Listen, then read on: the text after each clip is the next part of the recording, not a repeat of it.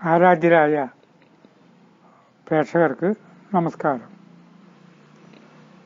ധന്യമീ ജീവിതം 600 എപ്പിസോഡിലേക്കൊക്കെ നീങ്ങാൻ പോവുകയാണ്.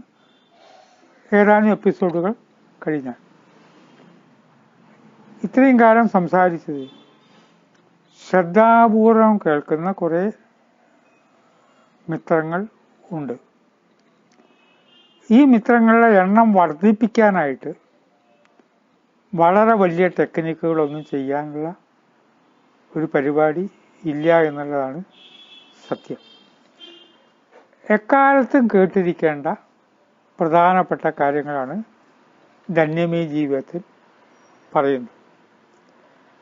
കാലിക പ്രസക്തിയുള്ള ചില കാര്യങ്ങൾ പറയുമ്പോഴേക്കും 25 മിനിറ്റ് കഴിയുമ്പോഴേക്കും ലക്ഷങ്ങൾ അത് ശ്രവിക്കുന്നുണ്ട്. പക്ഷെ അത് 2 ദിവസം കഴിയുമ്പോൾ ആരും ആവർത്തിച്ച് കേൾക്കാറില്ല.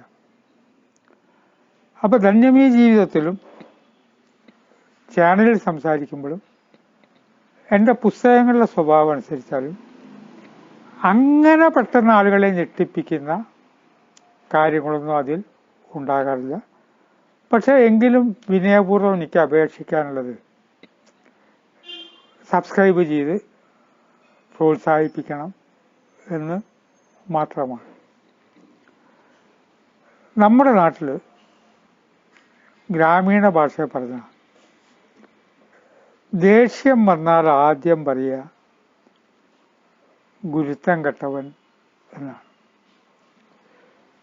ഞാൻ വള്ളുവനാട് ഭാഗത്ത് വളർന്ന ആളായതുകൊണ്ട് കുരുത്തം കെട്ടോ എന്ന് പറയുന്നത് ധാരാളം കേൾക്കാറുണ്ട്. പക്ഷെ കുറച്ചുകൂടി പഠനവും ചിന്തയും വന്നപ്പോഴാണ് എത്ര അപകടമാണ് ആ വാക്ക് എന്ന് മനസ്സിലാക്കുന്നത്. കാരണം ഗുരുത്വമില്ലാത്ത ഒരാളും ഇന്നേ വരെ രക്ഷപ്പെട്ട ചരിത്രം ഇല്ല. ഒരു കുട്ടിയോട് വഴി ചോദിച്ചു. ആ കുട്ടി വഴി പറഞ്ഞതനുസരിച്ച് പോകുമ്പോൾ ആ കുട്ടിയെ മനസ്സുകൊണ്ടൊന്ന് കളിയാക്കിയാൽ മതി, ഗുരുത്തമില്ലാത്തവനായി. നമ്മൾ എത്തേണ്ട സ്ഥലത്ത് എത്തില്ല. അനുനിമിഷം ജീവിതത്തിൽ നമ്മളെ രക്ഷപ്പെടുത്തുന്നത് ഗുരുത്വം എന്ന കാര്യം ആണ്. റെക്കി, പ്രാണി ഹീലിംഗ്, വാസ്തു, സിദ്ധവൈദ്യം ഇതിനെക്കുറിച്ചൊക്കെ ക്ലാസ് എടുക്കുകയും പഠനം നടത്തുന്ന അനുഭവം വെച്ച് പറയുകയാണ്. ഇതൊന്നും അത്ര അധികം പഠിക്കാറൊന്നുമില്ല. കുറേ അങ്ങോട്ട് കുത്തിയിരുന്ന് നോട്ട്സ് എഴുതി പഠിക്കാറൊന്നുമില്ല. തന്ത്രശാസ്ത്രവും മന്ത്രവാദമൊക്കെ ഒരു ഗുരു തലയിൽ കൈവച്ചാൽ മതി എന്ന് പറയുന്നത് 100% കൃത്യമാണ്. ആ ഗുരുവിൽ നിന്ന് എല്ലാ ശക്തിവിശേഷവും ശിഷ്യനിലേക്ക് അങ്ങോട്ട് ഒഴുകും. അതുകൊണ്ടാണ് വലിയ ഗുരുക്കന്മാര് അവർക്ക് പ്രിയപ്പെട്ട ശിഷ്യന്മാരെ കുറിച്ച് പറയാറുണ്ട്, എൻ്റെ എല്ലാം നിനക്ക് ഞാൻ തന്നു. അതിൻ്റെ പേര് ശക്തിപാതം എന്നാണ്. ശക്തിപാതം, എല്ലാ ശക്തിയും ഞാൻ നിനക്ക് തന്നു. ഇപ്പൊ അച്ഛൻ മകന് എല്ലാ ശക്തിയൊന്നും കൊടുക്കുന്നില്ല. മകന് ഗുരുത്വമില്ലാത്തവനാണെങ്കിൽ അത് സ്വീകരിക്കില്ല. പരശുരാമൻ ശ്രീരാമനെ വഴി നടന്ന കഥ അറിയാലോ.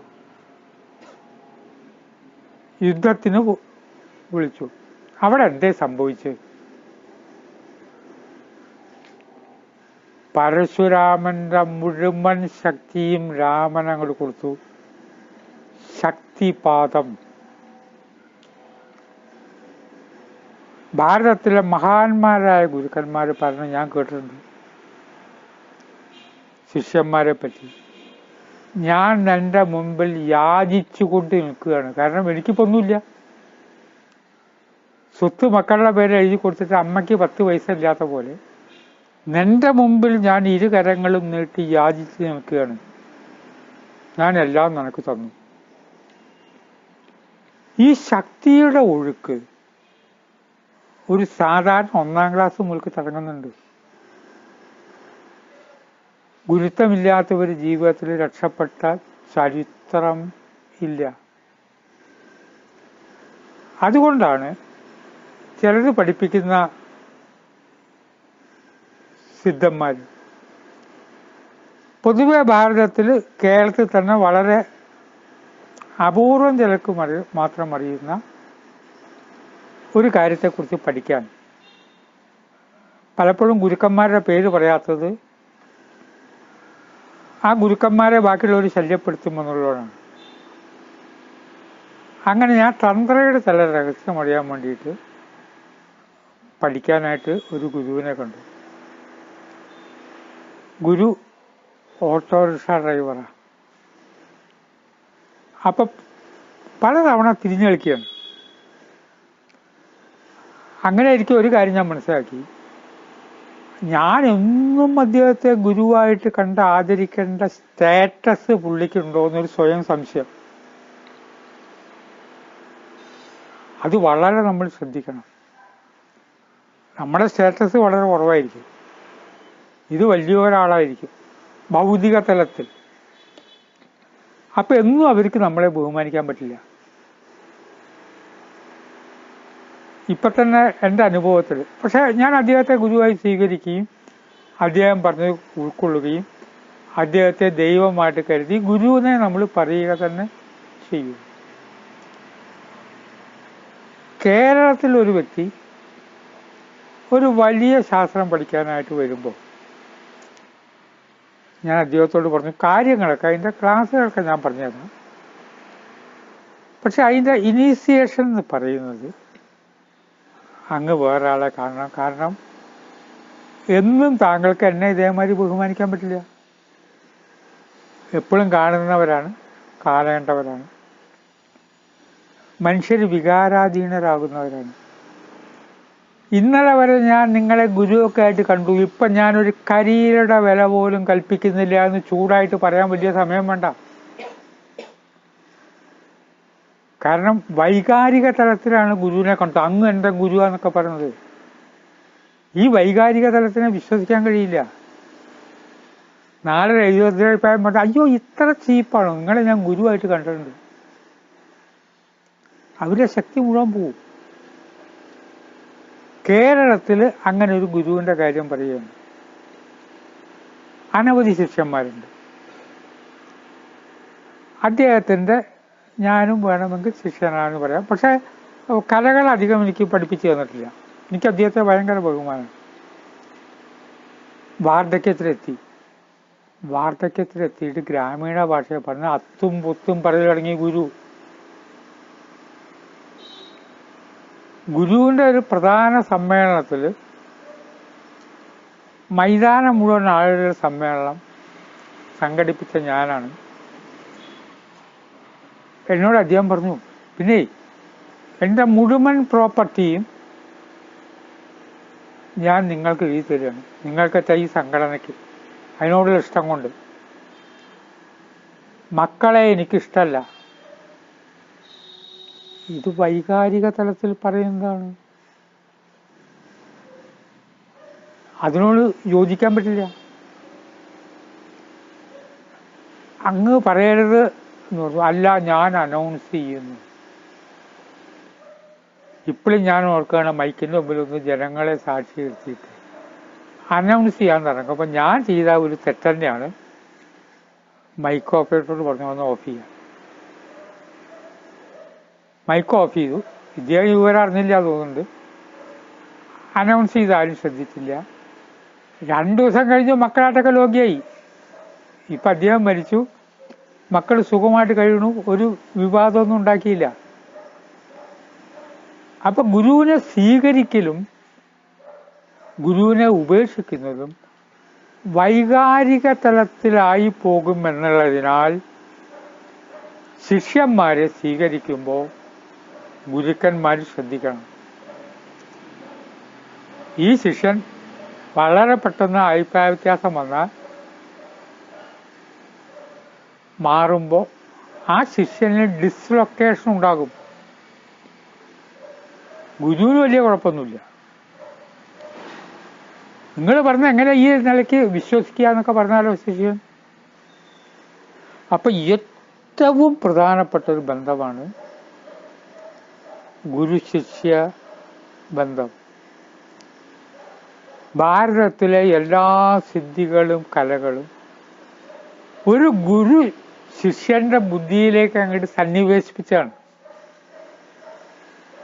മൊബൈലിലൊക്കെ പലതും പകർത്താറില്ലേ, ഒന്നിന്ന് വേറെ നിലയ്ക്കാട് പകർത്തില്ലേ, ഇതേ സിസ്റ്റം.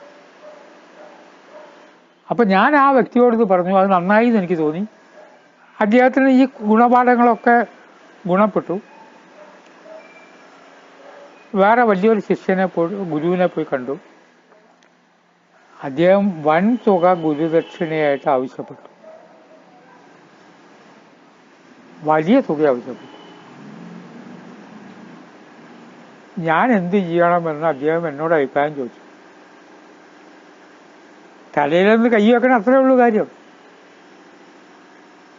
ഞാൻ പറഞ്ഞു, എനിക്കൊന്നും പറയാനില്ല, ഗുരുവിനെ ധിക്കരിക്കാൻ പറ്റില്ല. ആ തുക ഗുരു അത് ചോദിക്കാൻ പാടുമോ എന്നാൽ ഗുരു ചിന്തിക്കേണ്ട കാര്യമാണ്. ഗുരു എന്താ വിചാരിച്ചിരിക്കുന്നത് എങ്ങനെ അറിയാം?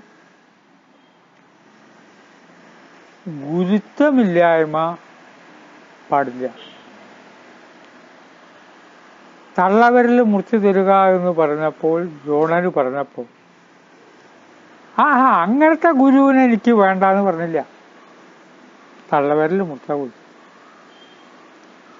ഗുരു എന്താ ഇതിൽ കണ്ടത്? എത്രയോ ഉന്നതമായുള്ളൊരാത്മാവ്.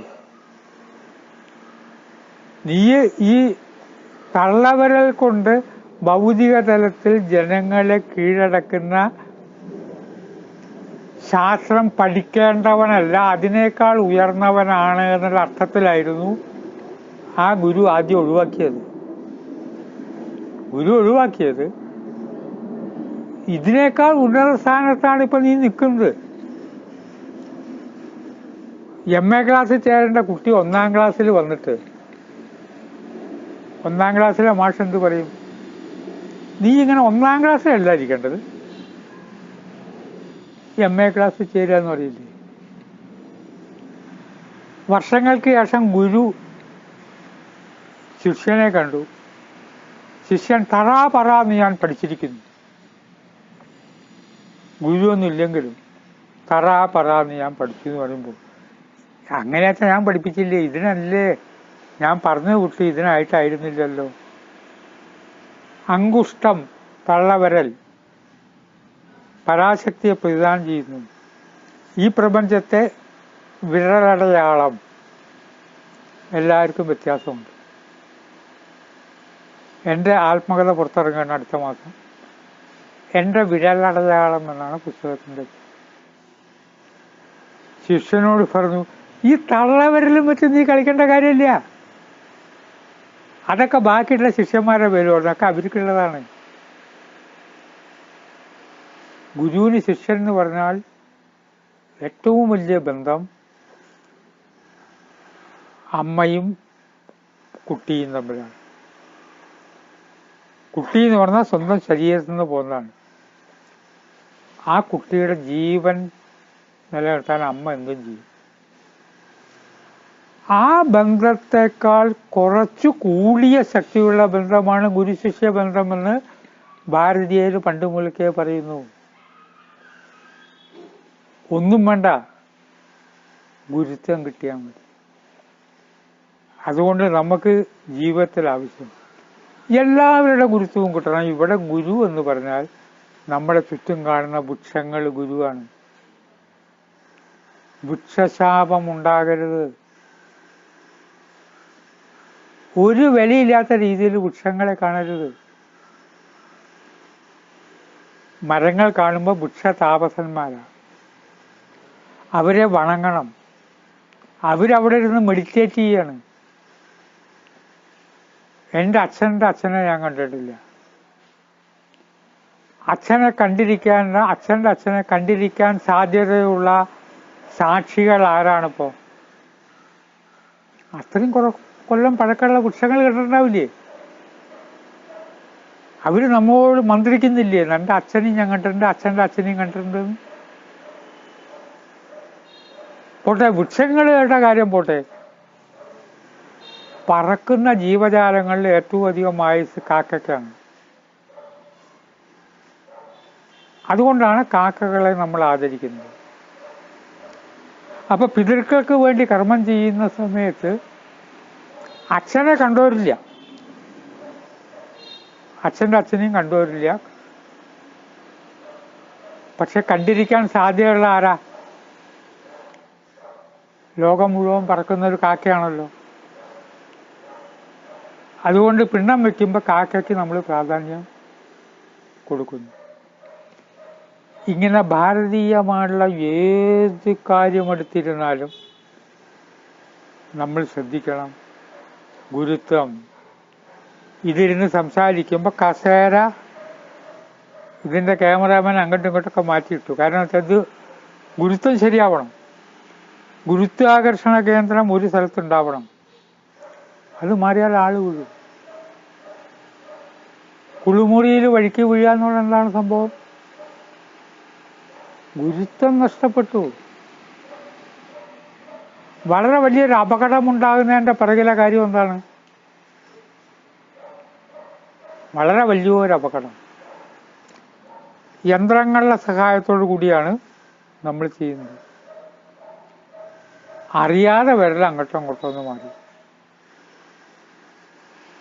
അനുഭവമില്ലേ? ചിലവർ ഇങ്ങോട്ട് വിളിക്കും, PR ദാസൻ സാർ ഇപ്പം വിളിച്ചോ? ഞാൻ വിളിച്ചിട്ടുണ്ടാവില്ല. അയ്യോ, വിരലറിയാതെ എവിടെ മുട്ടിയത്. അപ്പം നമ്മളറിയാതെ നമ്മളുടെ ശരീരം പല രീതിയിൽ ചലിക്കുമ്പോൾ ഉപബോധ മനസ്സുകൊണ്ടാണ് ഇതൊക്കെ സംഭവിക്കുന്നത്. നമ്മൾ എന്തു ചെയ്യുന്നതും ഉപബോധ മനസ്സുകൊണ്ടാണ്. അതുകൊണ്ടാണ് വീട് പൂട്ടിയില്ലേ എന്ന് സംശയം. ഇന്നത് അടച്ചില്ലേ, ഇന്നത് പൂട്ടിയില്ലേ. ഇപ്പൊ സംസാരിക്കുന്ന മുഴുവൻ ബോധ മനസ്സുകൊണ്ടാ? അല്ല, ഉപബോധ മനസ്സുകൊണ്ടാണ്. അവിടെ നിന്നാണ് ആശയങ്ങൾ വരുന്നത്. അങ്ങനെ വരുമ്പോൾ ലോക സംവിധാനത്തെ എടുത്താൽ ഈ ലോകം നിൽക്കുന്ന എവിടെയാണ്? ശൂന്യത്തിൽ ആകാശത്തായി നിൽക്കുന്നത്. സമുദ്രം വളരെ ഭയങ്കരനാണ്, പാരാവാരമാണെന്ന് നമ്മൾ പറയുന്നു. ഈ സമുദ്രവും ഭൂമിയും നിൽക്കുന്ന എങ്ങനെയാ? ഒരു ഗോളമായി നിൽക്കുന്ന എവിടെയാണ്? ശൂന്യതയിൽ. പിന്നെ എന്താ അതുകൊണ്ട് എവിടേക്കും താഴോട്ട് പോവാത്ത? അതൊരു പ്രത്യേക ഗുരുത്വത്തിൽ നിൽക്കുകയാണ്. എല്ലാം കറങ്ങിക്കൊണ്ടിരിക്കുന്നു. ആ കറങ്ങിക്കൊണ്ടിരിക്കുമ്പോഴും ഗുരുത്വം. നമ്മൾ കറങ്ങിക്കൊണ്ടിരിക്കുകയാണ്. നമ്മുടെ ശരീരത്തിലെ കോടിക്കണക്കിന് സെല്ലുകൾ കറങ്ങിക്കൊണ്ടിരിക്കുന്നു. അങ്ങനെ വരുമ്പോൾ ജീവിത വിജയത്തിന് മനസ്സിലാക്കണം, അറിവ് കുറച്ച് മതി, വളരെ കുറച്ച്. വിനയപൂർവ്വം ഞാൻ പറയാം, അറിവ് 1%, ഗുരുത്വം 99% ആണ്. ഈ കാര്യം ഒന്ന് ചിന്തിക്കാൻ വിട്ടുകൊണ്ട് ഞാൻ ഈ വിഷയം ഉപസംഹരിക്കുന്നു. നമസ്കാരം.